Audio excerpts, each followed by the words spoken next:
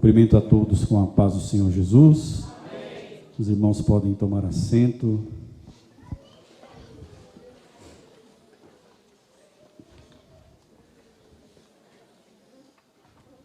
E abram as suas Bíblias.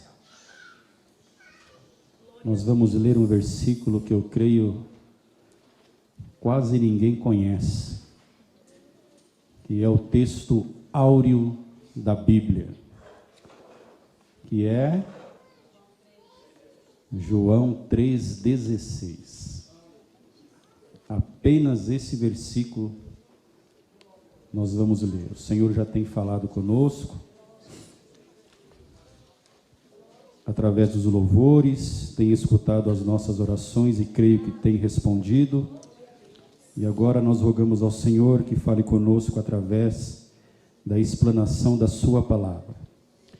João 3,16, assim nos diz: porque Deus amou o mundo de tal maneira que deu o seu Filho unigênito, para que todo aquele que nele crê não pereça, mas tenha a vida eterna. Amém. Amados irmãos, hoje é um culto onde nós vamos participar da mesa do Senhor.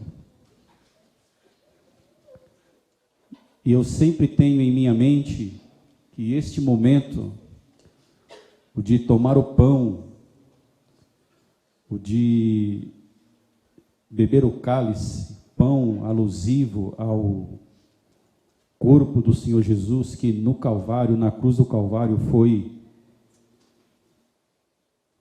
esmagado, foi triturado, foi machucado por nós. E o cálice que simboliza o sangue de Jesus, que no Calvário também foi derramado por nós, a totalidade do sangue de Jesus ali na cruz do Calvário, ela foi derramada, isto para a nossa redenção. Irmãos, esta é a maior prova de amor que é insuperável. É uma prova de amor que Deus demonstrou para conosco de uma maneira que nós não temos como nomear, que nós não temos como nomenclaturar, nós não temos como exemplificar este amor de Deus maravilhoso. As crianças cantaram que o amor de Deus é grande, é maior que o mundo,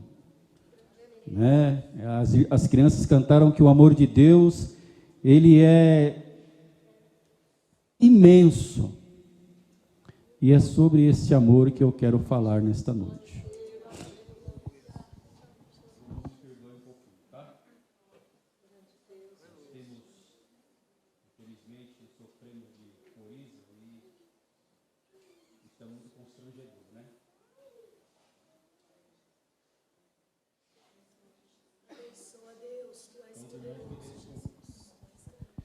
Mas é sobre o imenso amor de Deus que eu quero falar nesta noite. E eu quero intitular esta mensagem com o seguinte tema: o imensurável amor de Deus. O que é uma coisa imensurável? É uma coisa que você não tem como medir, né?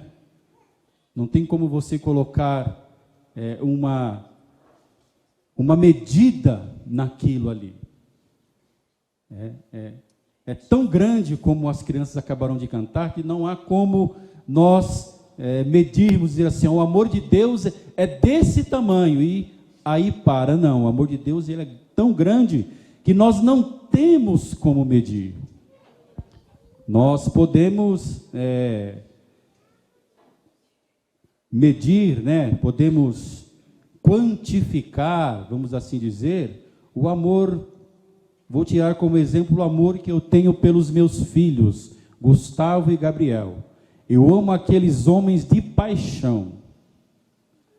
Eu sou apaixonado por aqueles homens, os meus 2 filhos. Amo demais aqueles meninos, né? Obviamente que pode-se dizer, mas você prefere mais o Gabriel porque é o caçula, é o mais rebeldezinho, né, tal. Não, você prefere mais o Gustavo porque é o mais obediente, né? É o mais velho, é o primogênito, é aquele que é a força do seu vigor. Não, eu amo os 2. Na mesma quantidade, na mesma proporção. É óbvio que manifesto o amor aos 2 de maneiras diferentes, porque cada um tem a sua singularidade, mas eu amo os 2 da mesma forma, na mesma proporção. Então nós temos como medir esse amor, porque nós somos seres humanos, o amor que sentimos um pelo outro, o amor que eu sinto pela minha mulher, a dona Vera Lúcia, né? Amo aquela mulher demais, né? Estamos juntos aí, vai fazer 34 anos de amor maravilhoso que Deus derramou no nosso coração, mas também temos como medir. Mas o amor de Deus, ele não pode se comparar, né, a esses exemplos, porque Deus, ele nos ama de uma forma tão sublime, tão imensurável, que nós não temos como medir esse amor. E nesse texto, o apóstolo João, ele nos dá 5 motivos, o porquê esse amor do nosso Deus, ele é imensurável, não há como medir. Primeiro motivo, o amor de Deus é imensurável quanto à sua origem. O texto diz, porque Deus amou. Então, a origem desse amor é o próprio Deus. Deus, em sua essência, ele é amor. Deus é amor. Olha só o que o apóstolo João vai dizer. Deixe marcado aí a sua Bíblia nesse texto, que nós vamos voltar nele algumas vezes. Na sua primeira carta que o apóstolo João escreve, no capítulo 4, e no versículo de número 7 e 8, ele vai dizer o seguinte: amados, amemo-nos uns aos outros, porque o amor é de Deus, e qualquer que ama é nascido de Deus e conhece a Deus. Aquele que não ama não conhece a Deus, porque Deus é amor. Perceba, Deus é amor. Ele é a fonte, né? O princípio, a origem do amor. E esse amor, ele derrama em nossos corações, para que nós também possamos amar uns aos outros. Há um certo pregador que diz que o amor, ele é o cartão de identidade do cristão, né? O Senhor Jesus, quando estava para participar da Páscoa e ali instituir a ceia, ali na cerimônia do lava-pés, onde ele lava os pés dos discípulos e passa a dar instrução aos discípulos, ele vai dizer para os seus discípulos, ele vai dar uma ordem, uma ordenança, um mandamento. Ele vai dizer: amai-vos uns aos outros, assim como eu vos amei. Então, aquele que Deus mandou, né, para morrer por nós, ele dá o mandamento que nós precisamos seguir, que é o mandamento do amor, de amar uns aos outros, porque o amor provém de Deus. Então não existe outra fonte desse amor que não seja um Deus amoroso. Se nós lemos a Bíblia Sagrada, eu li pouco a Bíblia, infelizmente, eu só li 7 vezes a Bíblia Sagrada, acho muito pouco. É uma vergonha só ler 7 vezes a Bíblia Sagrada. Eu considero uma vergonha só ler 7 vezes a Bíblia Sagrada. Um obreiro, quer dizer, ainda não, né? Mas só 7 vezes. George Miller, se não me falha a memória, eu li um pouco da biografia dele, se não me falha a memória, ele leu a Bíblia mais de 200 vezes. Aí eu fiz uma conta, mais ou menos assim, por cima. Da sua conversão até quando ele morreu, dá mais ou menos de 3 a 4 vezes por ano. Então vamos contar aí, vamos colocar 3 vezes por ano. Dá ler a Bíblia uma vez a cada 4 meses. Então foi mais de 200 vezes. Conheci uma irmã, que hoje está na glória, irmã Edna Braga. Ela leu a Bíblia 53 vezes. 53 vezes. Então eu me considero com vergonha por ler só 7 vezes. Já estou na 8ª leitura anual, né? Ainda estou no prazo, mas eu me considero um anão diante desses irmãos. Mas, em toda a Bíblia, amados irmãos, o que nós vemos? É a história de um Deus de amor que ama o seu povo. A Bíblia é amor, ela fala de amor, a Bíblia é amor puro. Deus demonstrando, Deus que é a fonte do amor, né, que é a origem do amor, que é o princípio do amor, demonstrando para o seu povo esse amor. Demonstrou amor ao chamar Abraão lá em Ur dos Caldeus, lá na Mesopotâmia, e o trouxe, mandou ele para uma terra distante. Nele, em Abraão, Deus formou um povo. Deus amou este povo. Eu acho interessante quando, se não me falha a memória, em Deuteronômio capítulo 7, não me recordo o versículo, quando Moisés, inspirado por Deus, ele diz assim, para o povo de Israel: Deus não escolheu vocês, porque vocês eram o maior dos povos, mesmo porque vocês são o menor dos povos.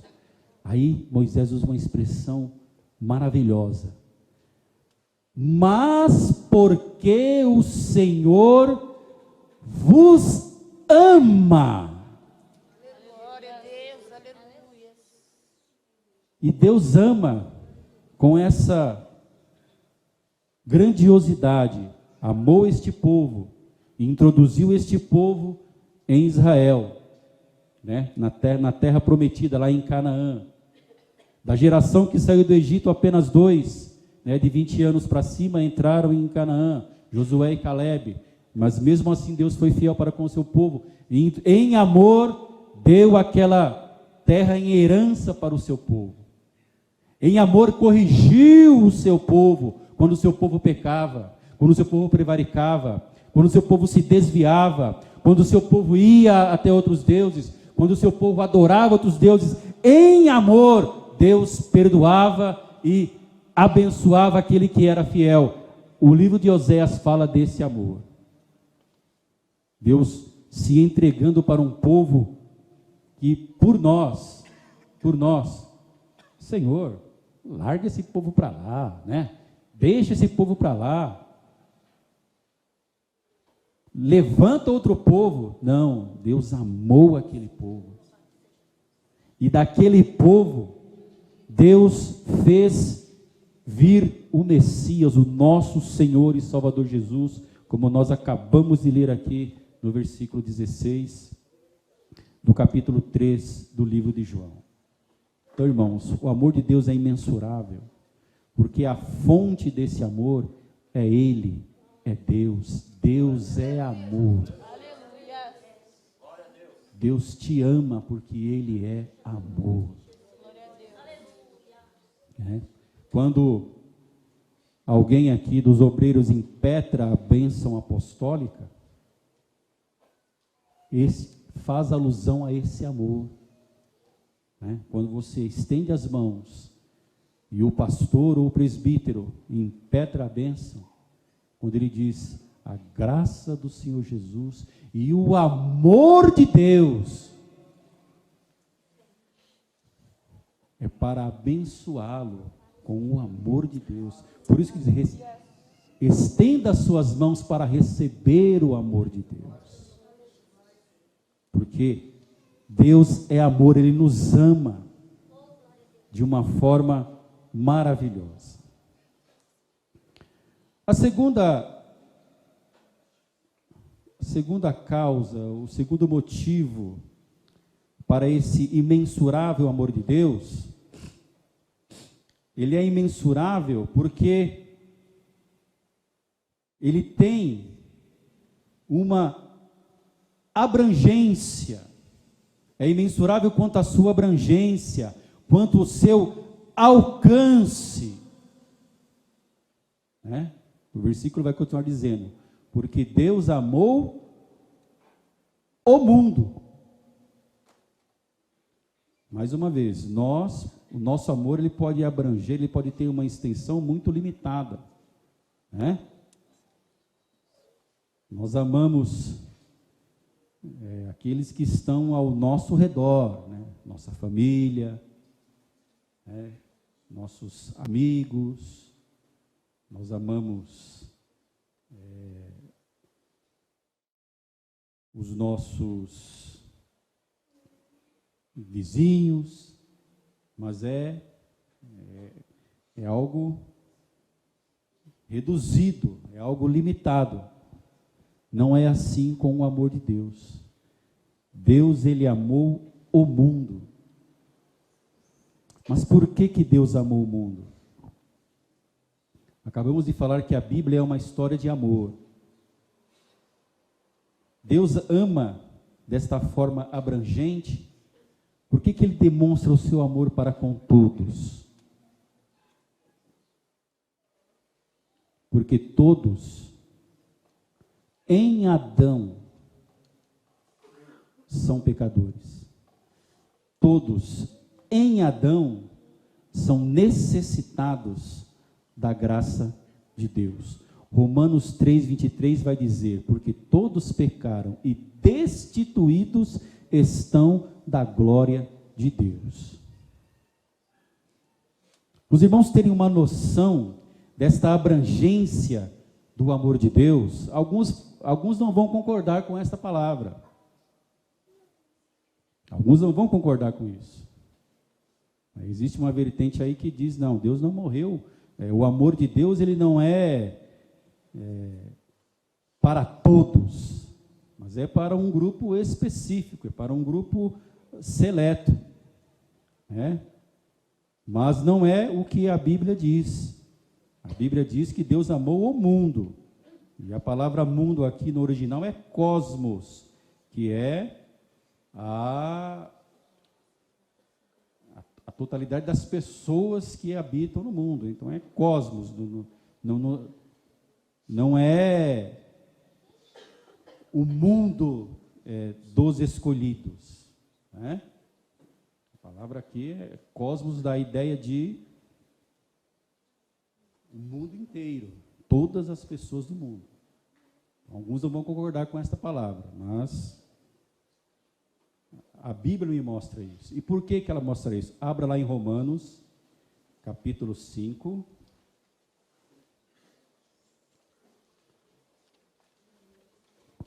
Romanos, capítulo 5.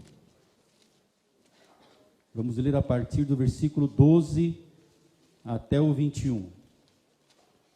Para os irmãos entenderem o porquê que o amor de Deus, ele é abrangente e ele alcança todas as pessoas.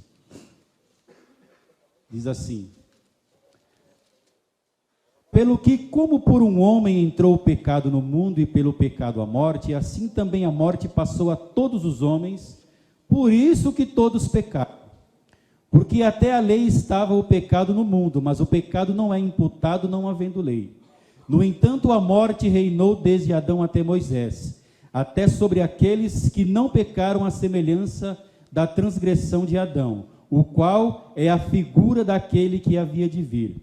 Mas não é assim o dom gratuito como a ofensa, porque se pela ofensa de um morreram muitos, muito mais a graça de Deus e o dom pela graça, que é de um só homem, Jesus Cristo, abundou sobre muitos. E não foi assim o dom como a ofensa, por um só que pecou, porque o juízo veio de uma só ofensa, na verdade para condenação, mas o dom gratuito veio de muitas ofensas para justificação.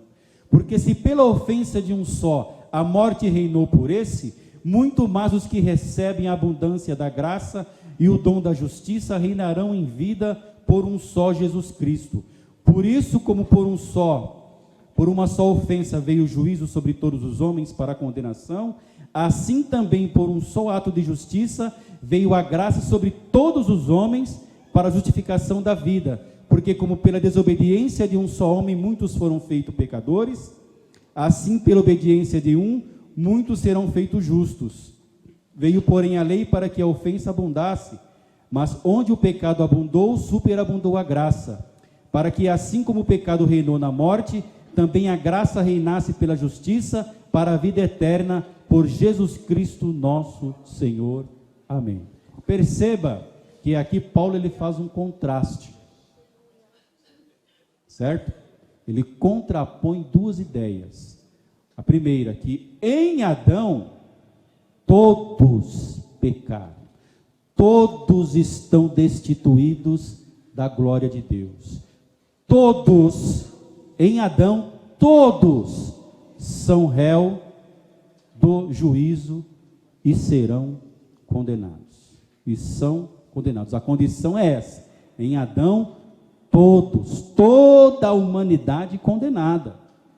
Por isso que Paulo vai dizer, não tem justo, não há justo nenhum sequer. E Paulo faz lembrar o Salmo que diz assim, todos se extraviaram, a uma se fizeram inúteis, não há quem faça o bem, não há nenhum sequer. Então em Adão, amigo, não tem, em Adão estamos condenados. Se Jesus não viesse, as pessoas iriam nascer, iriam ter a sua vida, mas iriam réu do juízo, condenação eterna. Só que Paulo aqui ele contrasta essa questão de estar em Adão e estar condenado com o segundo Adão, que é Jesus.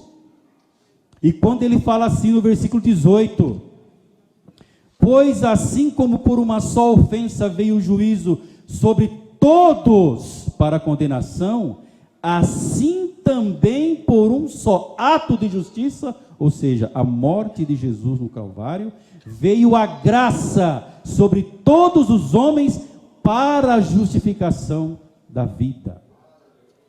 Aleluia. Então percebe por que o amor de Deus é abrangente? O alcance do amor de Deus, ele alcança todos os pecadores. É? Aí você vai me perguntar, vou colocar esse pregador agora numa sinuca de bico.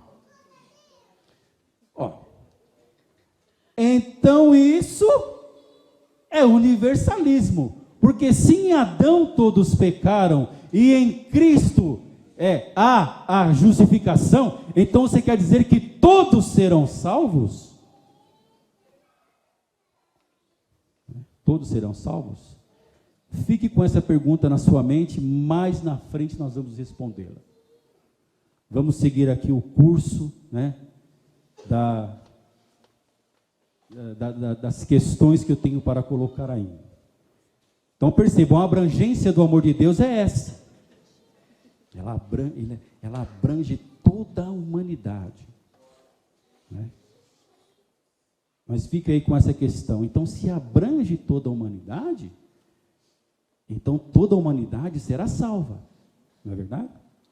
Que é o chamado universalismo, né?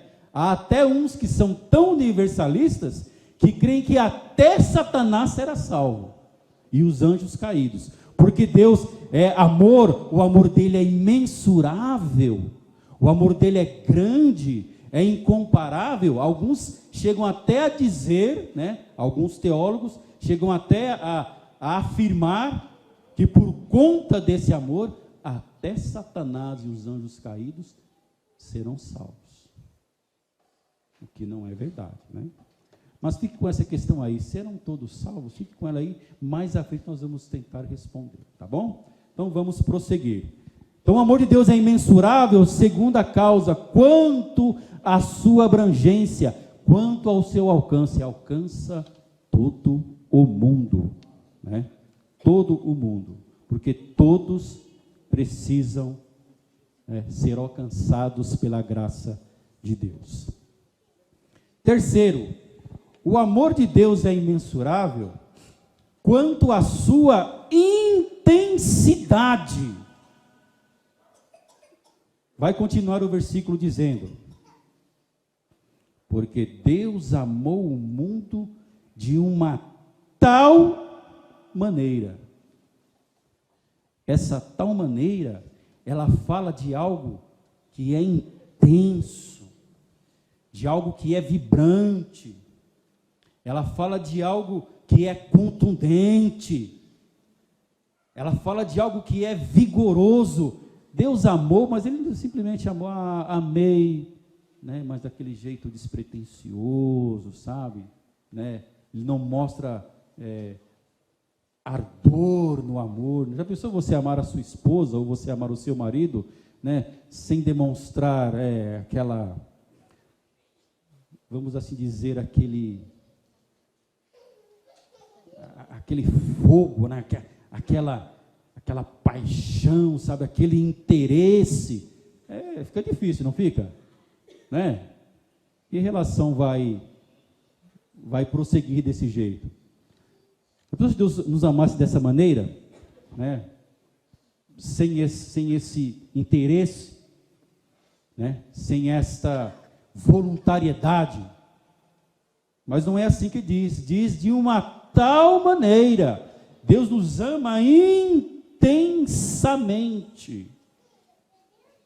Ele nos ama intensamente. Ele nos ama de uma forma como as crianças cantaram, grandiosamente. Deus, ele se entrega nesse amor. Ele se dá nesse amor, né? Eu acho interessante quando o apóstolo Paulo, ele dá orientações para os irmãos da igreja em Éfeso, né, sobre questões práticas da vida. Ele vai dizer assim: maridos, amai as vossas esposas, como Cristo amou a igreja e a si mesmo se entregou por ela, para remi-la e apresentá-la a Deus, igreja santa, pura e imaculada, sem ruga e sem mancha. Então percebe que ele diz que Cristo, que é a maior expressão do amor de Deus, ele amou a igreja. Cristo, que é Deus, ele amou a igreja e a si mesmo se entregou por ela.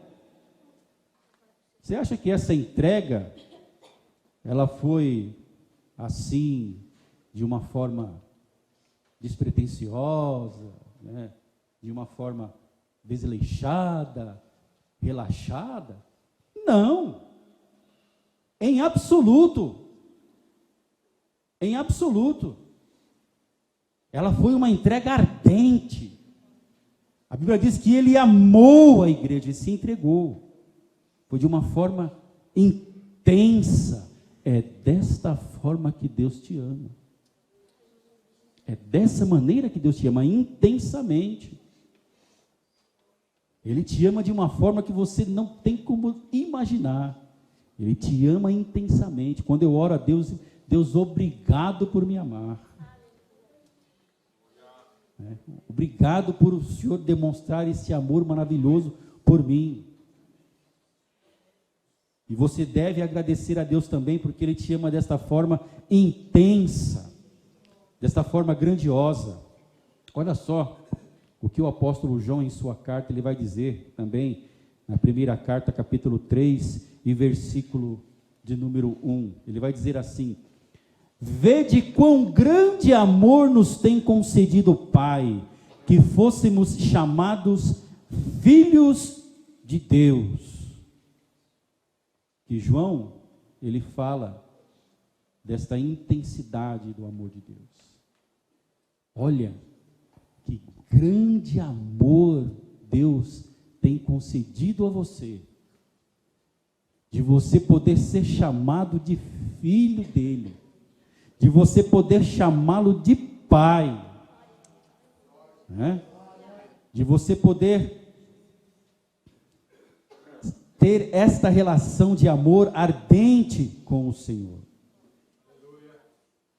Eu acho interessante a maneira, na epístola de João, como ele fala muito sobre o amor.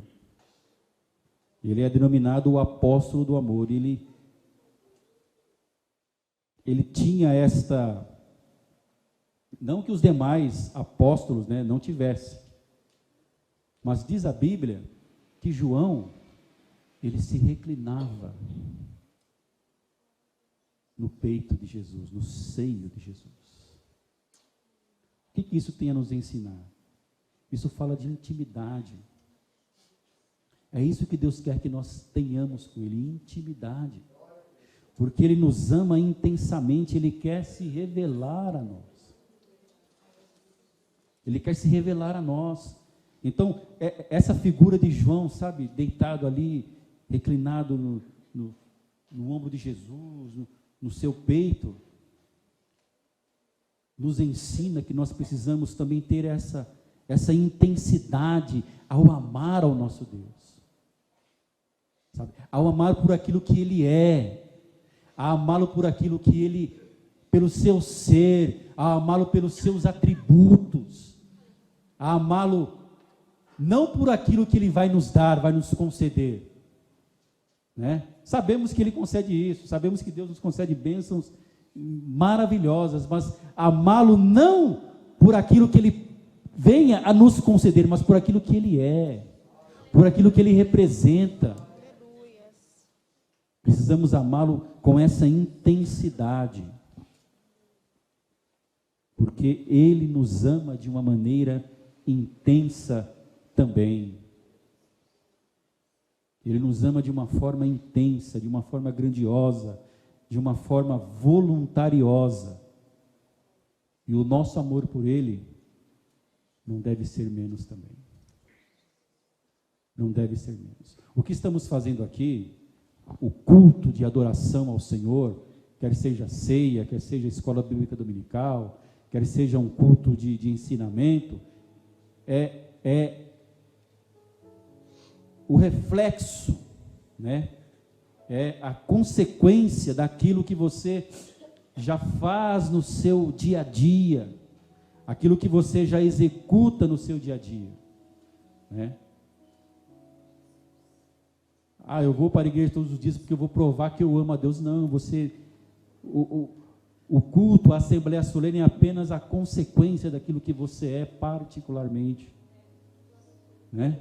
Daquilo que você, porque aqui é fácil ser crente, ou não é, irmãos? Aqui é fácil ser crente, é fácil eu colocar meu terninho, minha gravatinha, né?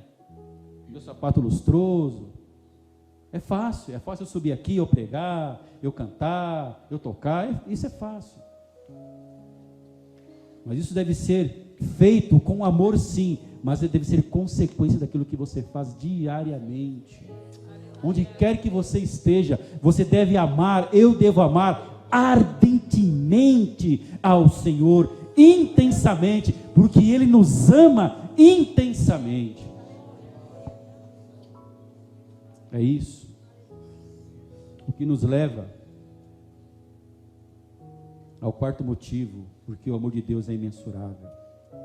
O amor de Deus é imensurável quanto à sua dádiva, quanto ao seu presente. Uma dádiva é um presente. Vai dizer, continua o versículo dizendo: Porque Deus amou o mundo de tal maneira que deu o seu Filho unigênito. A prova de que o amor de Deus é imensurável é que Ele nos deu simplesmente o seu Filho. Irmão José, eu sei disso há muito tempo. Então Deus está mandando eu pregar isso aqui para relembrar para você e para mim que Ele nos deu o seu Filho. O melhor presente, a melhor dádiva que alguém poderia dar, Deus fez. Ele nos deu o seu Filho.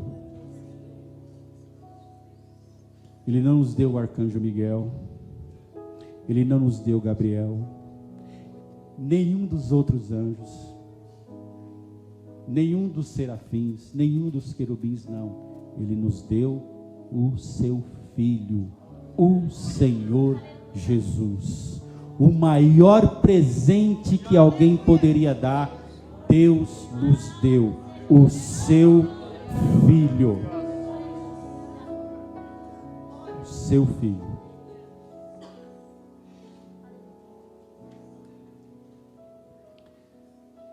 Às vezes eu fico imaginando, às vezes eu fico pensando,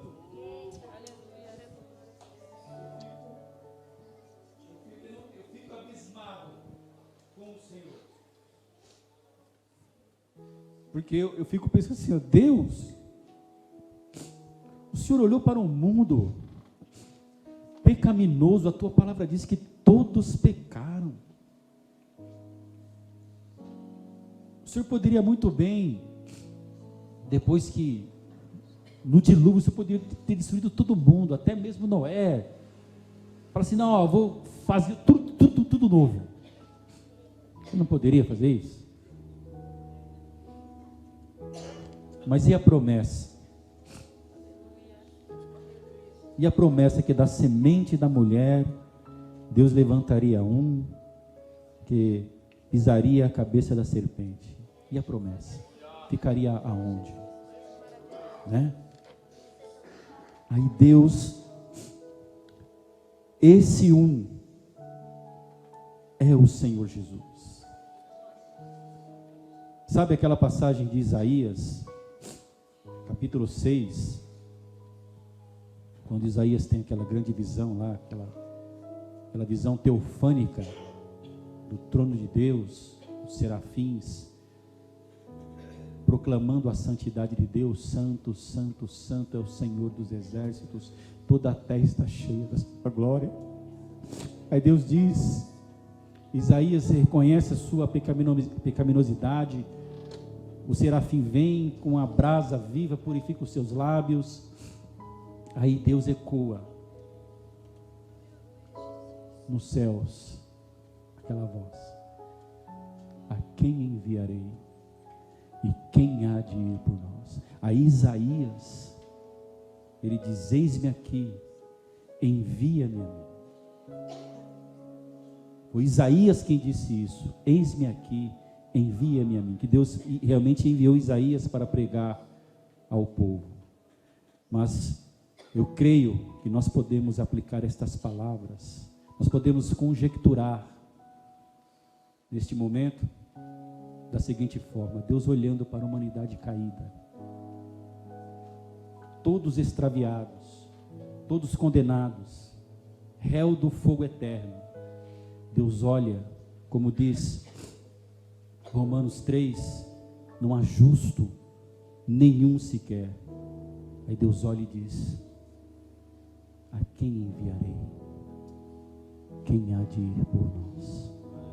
Aí eu fico imaginando Jesus, o Cordeiro de Deus que tira o pecado do mundo. Eu fico imaginando Jesus levantando-se e dizendo: eis-me aqui, envia-me a mim. Eu vou lá para salvar esse povo. Eu vou lá para salvar os crentes do Jardim Donária. Eu vou lá para salvar o José, para salvar o Fabrício, para salvar a Jennifer, para salvar o Ricardo, para salvar a Vera Luz. Eu vou lá para salvar. Jesus dizendo isso: eis-me aqui, envia-me a mim. Eu vou lá para salvar. Ecoando nos céus essas palavras de Jesus. Porque a salvação, ela é um presente do Senhor, na pessoa do seu Filho, Senhor Jesus Cristo. Aleluia.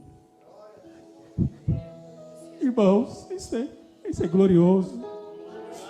Sabe, nós meditarmos nessa mensagem de que Jesus, Ele é um presente de Deus para nós. Ele é um presente de Deus para a nossa vida. Não, é isso mesmo, obrigado, meu Senhor. Obrigado por nos salvar em Cristo Jesus. Porque não há outro, não existe outro. O apóstolo Pedro, em Atos capítulo 4, versículo 12, ele vai dizer: porque em nenhum outro há salvação, porque debaixo do céu nenhum outro nome há dado entre os homens, pelo qual importa que sejamos salvos. Não há outro, não existe outro. Nunca existiu, nem jamais existirá. Jesus é único. Jesus é único, irmão. É único. O único que pode nos salvar é Jesus. Não existe outro.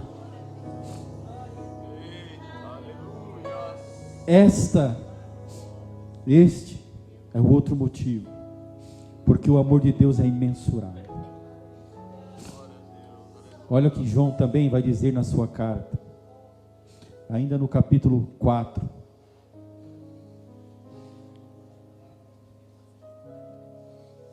Versículos 9 e 10. João vai dizer assim: nisto se manifestou o amor de Deus para conosco, que Deus enviou seu Filho unigênito ao mundo para que por ele vivamos. Nisto está o amor de Deus, não em que tenhamos amado a Deus, mas em que Ele nos amou e enviou seu Filho para propiciação pelos nossos pecados. É só Jesus, meus amados. Não existe outro, não existe outra forma de nós sermos salvos, se não for por esse presente glorioso que Deus nos deu, que é o seu Filho. Por isso que o amor de Deus é imensurável. Porque o presente de Deus é imensurável. Não tem como medir esse presente de Deus. O presente de Deus é o Deus encarnado. É o Filho encarnado, que se encarnou. Tem como você medir o Filho de Deus? Não tem. Não tem como nós colocarmos o Filho de Deus numa caixinha, colocarmos medidas no Filho, colocarmos limites no Filho de Deus. Não tem. O amor de Deus é imensurável, porque o seu presente, a sua dádiva, também é imensurável. Aleluia. E para finalizar, irmãos, o quinto motivo, porque o amor de Deus é imensurável, é quanto à sua finalidade, é quanto ao seu objetivo. O versículo vai continuar dizendo: porque Deus amou o mundo de tal maneira que deu o seu Filho unigênito, para que todo aquele que nele crê não pereça, mas tenha a vida eterna. Aleluia, glória a Deus. O amor de Deus é imensurável, porque a finalidade do amor de Deus é salvar. A finalidade é trazer salvação. Então, respondendo à pergunta que está na cabeça dos irmãos aí, mas se lemos em Romanos que a condenação veio para todos e Jesus veio para todos, então implica que todos serão salvos. Não, à luz do versículo que acabamos de ler, a oferta de salvação é dada a todos. O convite à salvação é dado a todos. O chamado à salvação é a todos. Porque em Cristo Jesus, a dádiva de Deus, a dádiva imensurável de Deus, tem poder para salvar a todos. Só que existe uma questão. Jesus, ele disse, quando ele comissionou os apóstolos para pregar o evangelho, ele disse assim: ide por todo o mundo e pregar o evangelho a toda criatura. Quem crer e for batizado será salvo, mas quem não crer será condenado. Então Deus, amoroso como é, benigno como é, eu entendo à luz desses versículos que Ele não impõe a sua salvação, mas eu entendo que Ele espera que você creia, porque a finalidade é trazer salvação, mas Ele não salva impondo, mas Ele salva através da pregação do seu evangelho, que mostra Jesus, este sacrifício, trabalhando no coração através do Espírito Santo, porque Ele diz que é o Espírito Santo que convence do pecado, da justiça e do juízo. A pessoa tem que abrir o coração e crer. João 5,24 vai dizer: na verdade vos digo, que quem ouve a minha palavra e crê naquele que me enviou, tem a vida eterna, e não entrará em condenação ou juízo, mas passou da morte para a vida. Então, requer que nós creiamos, requer que nós confiemos, que abramos o coração para a mensagem do Evangelho, que abramos o coração para que Cristo habite em nosso coração, porque a finalidade do amor de Deus é salvar, mas também Deus, ele não está desassociado, ele não há uma dicotomia entre o amor e a justiça de Deus, ambos andam juntos. Aquele que não crer é condenado, aquele que não crer é réu de juízo, aquele que não crer morrerá eternamente. Porque Deus, ele é amoroso, mas ele também é justo. Então não há essa questão de universalismo. Se Jesus morreu por todos, então logo todos serão salvos. Serão salvos todos aqueles que creem. A oferta do evangelho é para todos, mas aquele que não crê não será salvo. No dia do juízo, aquele que foi condenado, aquele que não creu em Jesus, quando o justo juiz bater o martelo, você está condenado. Não haverá como ele discordar da decisão do justo juiz, porque o evangelho foi pregado, Cristo foi anunciado, a dádiva de Deus foi entregue. Se você não receber, se você não crer, no dia do juízo, você não terá desculpa alguma. Eu sei que alguns não concordam com isso, mas é o que eu entendo pela palavra do Senhor, à luz dos versículos que nós lemos, que este é o Evangelho do Senhor. Então, irmãos, vamos permanecer da maneira como estamos, buscando ao Senhor, Vamos permanecer no amor de Deus. Vamos permanecer na graça de Deus. Vamos permanecer nessa dispensação amorosa de Deus. Porque Deus nos ama. E devemos amar uns aos outros com o amor com o qual Ele nos amou. Mas eu quero finalizar abrindo na primeira epístola do apóstolo João mais uma vez, mas agora no capítulo 5 e nos versículos 11 e 12, que vai nos mostrar a finalidade do amor de Deus. Diz assim: e o testemunho é este, que Deus nos deu a vida eterna, e esta vida está em seu Filho. Quem tem o Filho tem a vida. Quem não tem o Filho de Deus não tem a vida. Perceba, isso aqui lança por terra a questão de universalismo.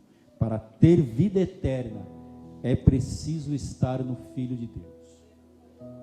É preciso receber a dádiva de Deus, que é o seu Filho. Então, sem Jesus, meus amados, não há salvação. Tá? Você pode fazer o que você quiser. Tá? Você pode sacrificar, você pode...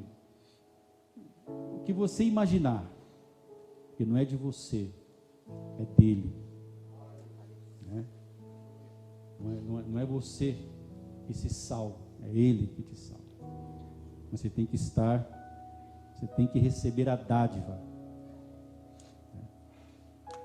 de Deus, que é o seu Filho, para ser salvo. Eu preciso receber a dádiva de Deus, que é o seu Filho, para ser salvo. Amém? Que Deus muito vos abençoe em Cristo Jesus e permaneçam no amor de Deus. E como disse o apóstolo João no final de sua carta: filhinhos, amai-vos uns aos outros. Que Deus os abençoe em Cristo Jesus.